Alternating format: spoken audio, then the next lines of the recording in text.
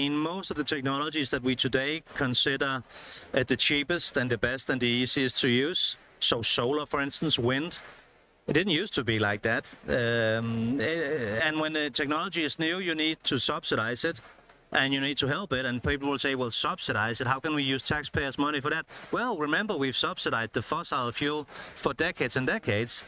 So now it's only fair that we also subsidize what will replace the fossil fuels. And by the way, if we don't do it, the cost will be quite detrimental for all of us. And there is research showing that energy efficiency in homes can save up to 1/3 on energy bills, which is obviously key as we start trying to bring stakeholders with us on this journey. But some clear points also made about energy security, which is why energy efficiency is such a compelling topic. 2/3 of energy is wasted from its primary sources. That's something like 5% of global GDP and something like 40% of overall fossil expenditure. And so when you look at that, that's doing nothing productive for the economy whatsoever. And so when we're, it seems the appropriate comment to make as we're sitting here a stone's throw away from the UN negotiations, but the International Energy Authority has energy efficiency as its largest component of actually reducing emissions when it comes to energy by 2050. It's a key part of their scenario. So it sounds cliched, but it's a cliche for a good reason. The cleanest form of energy is the energy that you don't use at all. The efficiency as a service, it's kind of like Netflix for energy. So, you pay a fixed fee and you can just, choose your services. So really cool. So as a European Commission, we are really promoting this energy efficiency as a service. We have enshrined it in our EU legislation. So we really encourage our member states as well to make sure that there is an enabling framework for energy service providers to really make sure that they can provide these services. And the idea is really that, much more people are starting to, see energy also as a service and not something that they need to basically purchase big heat pumps or other things in their houses.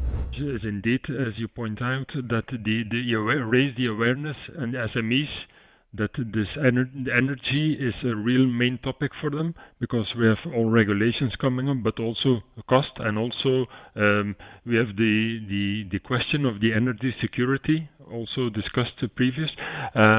So this is really important to face this, and we think that and we prove it with our pilot cases, that we really can reduce the use of the fossil fuels, because of this project we maximize the self-consumption of the companies of their own locally produced renewable energy, and what they have in excess they can share in an energy community throughout the local ecosystem. We strongly believe that energy can change our point of view in terms of efficiency of construction. We are the coordinators of WeShare, and we are somehow trusting the model of a scalable and replicable business energy community.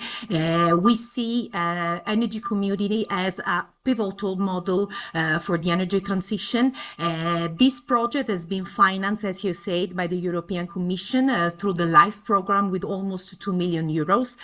We have 8 partners involved across Belgium, Portugal, and Spain, and we are representing businesses, industry, and also the public actors involved.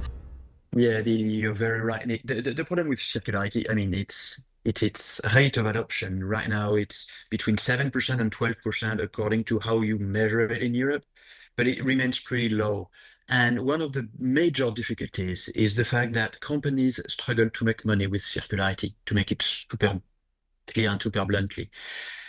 People, be it in B2C or in B2B, do not pay a premium for green solutions. It is very unfortunate, but that's the reality of markets. People in B2B or in B2C don't pay a premium for green solutions. So companies have to struggle with that and to find innovative ways to bring value to consumers or to end users, and to improve their environmental footprint. And this is exactly what energy as a service or product as a service is doing, because you're not selling green solutions, you're selling a better life, easy to use, peace of mind. I mean, when Michelin is selling euros per kilometer instead of selling tires, it's not just another way to put products on the market, it's a way to commit towards safety and peace of mind for transportation companies.